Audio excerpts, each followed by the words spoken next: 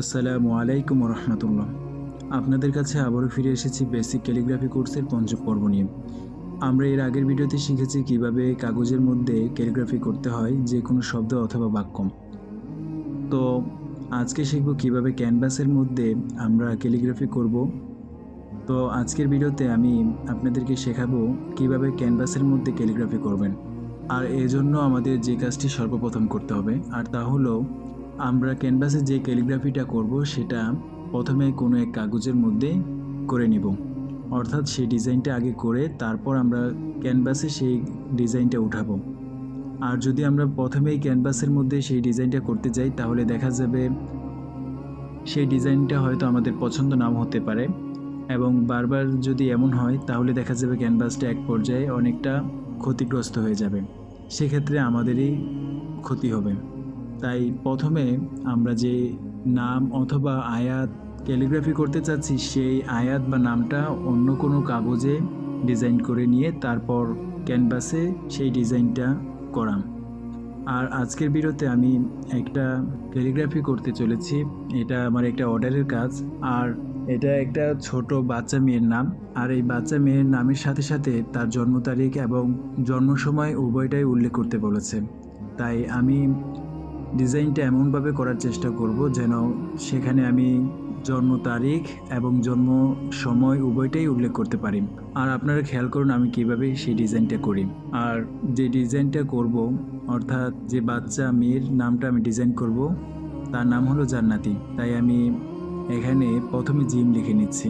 লেখাটা একটু চিকন হয়ে গিয়েছে, তাই আমি আবার মোটা করে নিচ্ছি। আপনারা আপনাদের সাইজ অনুযায়ী মোটা চিকন করে নিতে পারেন, এটা আপনাদের ব্যক্তিগত বিষয়। এখানে আমি জিমটা লিখে নিলাম। তারপর এখানে আমি নুনের জন্য একটা মাত্রা টেনে নিলাম। তারপর এখান থেকে আমি আবার টায়ের জন্য আরেকটা মাত্রা টেনে নিচ্ছি। তারপর টায়ের যেই মেইন মাত্রাটা আছে সেটা এখানে টেনে নিচ্ছি। সাথে ইয়া হবে বলে ইয়ার জন্য আরেকটা মাত্রা টেনে নিয়ে নিচের দিকে নিয়ে গেলাম এবং নিচ থেকে উপরে নিয়ে যাচ্ছি। এবং উপরে যেহেতু আমি একটা ঘড়ি দিতে চাচ্ছি, অর্থাৎ সেখানে যেন জন্ম সময়টা উল্লেখ করতে পারি, তাই এখানে গোল করে নিচ্ছি। আপনারাও আপনাদের মতো করে ডিজাইন করতে পারেন। আর এখন আমি শব্দটাকে সুন্দর করে সাজিয়ে নিচ্ছি। যেখানে চিকন হওয়ার কথা ছিল বা পেন্সিলের দাগ বসেনি, সেখানে আমি পেন্সিলের দাগ দিয়ে ডিজাইনটা করে নিচ্ছি। আর এই জায়গাটুকু অনেকটা চিকন হয়ে গিয়েছিল, তাই এখানে আরেকটু মোটা করে নিচ্ছি। কারণ এক জায়গায় মোটা আর এক জায়গায় চিকন হলে বিষয়টা অনেক খারাপ দেখা যাবে। তাই আমি আমার মতো করে সাজিয়ে নিচ্ছি। সবসময় এই কথাটা আমি বলে থাকি যে যখন আমরা নিজেদের ডিজাইনটা তৈরি করে ফেলবো তখন নিজেদের মতো করে সাজিয়ে নেব। কেননা মনে রাখতে হবে এই কাজটাই আমাদের ক্যালিগ্রাফিকে সুন্দর করে তোলে। আর এখানে ক্যালিগ্রাফিটাকে আরেকটু সুন্দর করার জন্য আমি নক্তাগুলোকে লাভ এর মতো দেব। নুনের নক্তাকে লাভ দিয়েছি এবং সাথে তায়ের নক্তাকেও লাভ দিয়ে সাজিয়ে নিচ্ছি। এটা নির্ভর করে আপনাদের ডিজাইনের প্রতি।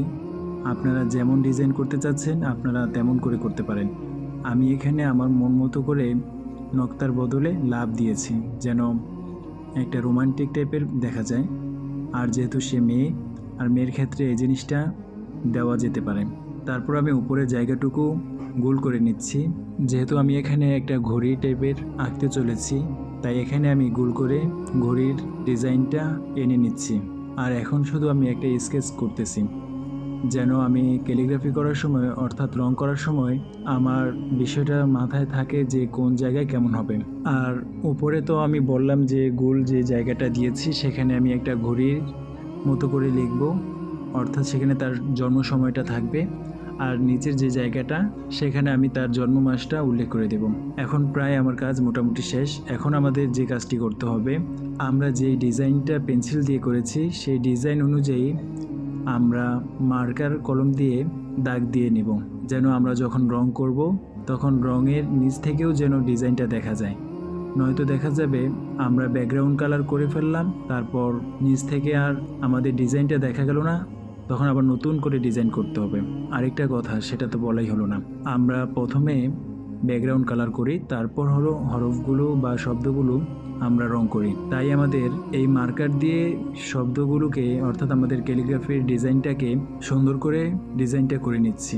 আপনারাও প্রথমে পেন্সিল দিয়ে ক্যানভাসের মধ্যে ডিজাইনটা করে তারপর উপরে মার্কার দিয়ে ডিজাইনটা করে নেবেন। এতে করে আপনাদের ক্যালিগ্রাফি করতে অনেকটা উপকার হবে। নয়তো দেখা যাবে রং করার পর আপনারা আর আপনাদের ডিজাইনটা খুঁজে পাচ্ছেন না, তখন আবার নতুন করে ডিজাইন করতে হবে। আরেকটা কথা বলে নেওয়াটা ভালো, আমার ওই কাজটা এখন আপাতত করতেছি না, তাই ওইটা রেখে দিয়েছি। আর যেহেতু আপনাদেরকে এখন ইমার্জেন্সি ভিডিও দেওয়া দরকার, সেক্ষেত্রে আমার আগের করা কিছু ভিডিও থেকেই এখন আপনাদেরকে দেখাচ্ছি। আরেকটা কথা না বললেই নয়, আপনারা যদি আমাকে ক্যালিগ্রাফি করতে বা এই কোর্সটা চালিয়ে যেতে উৎসাহ না দেন, সেক্ষেত্রে দেখা যায় আমার মনোবল ভেঙে পড়ে, আর ক্যালিগ্রাফি করতেও মন চায় না এবং আপনাদের জন্য ভিডিও করে দিতেও মন চায় না।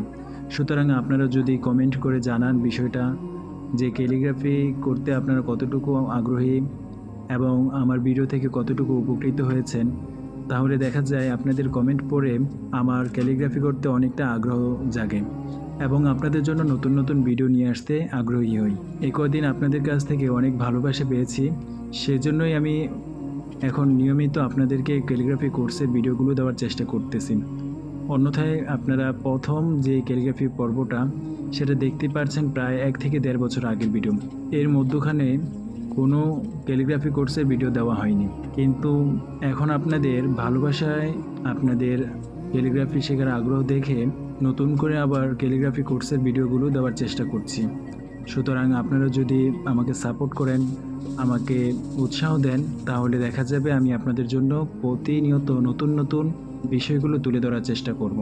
আর আমি আমার এই কাজটা করতে করতে কিছু প্রশ্নের উত্তর দিয়ে নিই। একজন প্রশ্ন করেছে যে বেসিক ক্যালিগ্রাফি শিখতে হলে যে সমস্ত জিনিসের প্রয়োজন হয়, অর্থাৎ পেন্সিল, কাটার, রাবার, রং, ব্রাশ, সবগুলো নিয়ে কত টাকার মতো খরচ হয়। সেক্ষেত্রে আমি বলবো যে আপনি প্রথমত রং এগুলো না কিনে আগে 2 পেন্সিল দিয়ে হরফগুলো লেখা শিখুন। অর্থাৎ আপনি যখন এই হরফগুলো লেখা শিখে যাবেন এবং বাক্যও শিখে যাবেন কীভাবে বাক্য লিখতে হয়, তখন আপনাকে বলবো রং কেনার জন্য। এর আগে আশা করি না আপনার রঙের কোনো প্রয়োজন পড়বে। তবে হ্যাঁ, রং কেনার ক্ষেত্রে অবশ্যই অ্যাক্রিলিক কালার রঙগুলো ব্যবহার করতে পারেন। অ্যাক্রিলিক কালারগুলো কিনতে হলে আপনাকে 300 টাকা থেকে 2500 টাকার মতো খরচ করতে হবে। অর্থাৎ আপনি যদি বেশি রং কিনতে চান তাহলে বেশি টাকা খরচ হবে এবং যদি কম কিনতে চান তাহলে কম খরচ হবে। আর এগুলোর একটা সেট থাকে, কয়েকটার মধ্যে 4 piece, 8 piece, 12 piece, 24 piece, 36 piece, 48 piece, এভাবে সেট থাকে। সুতরাং আপনি যেই সেট কিনতে চাবেন, অর্থাৎ যত বেশি পিসের সেট কিনবেন তত দাম বেশি পড়বে। আর আমি এই রঙের সেটগুলো কিনেছিলাম 1750 কিংবা 2000 টাকার মধ্যে কিনেছিলাম, আর এটা 48 পিসের একটা সেট। সুতরাং আপনারাও চাইলে এরকম রঙগুলো কিনতে পারেন। আর যে মোটা ব্রাশগুলো দেখছেন এখানে, এই ব্রাশগুলোর দাম প্রায় 2টা 150 টাকার মতো হয়তো নিয়েছিল, সঠিক আমার খেয়াল নেই। তারপরেও এক এক জায়গায় এক এক রকমের দাম হতে পারে, আপনারা দাম মূলামূলি করে নিতে পারেন। তো আজকের ভিডিওটা আমি এখানেই শেষ করছি। দেখা হচ্ছে পরবর্তী ভিডিওতে। ভালো থাকবেন, সুস্থ থাকবেন। আসসালামু আলাইকুম রহমতুল্লাহ।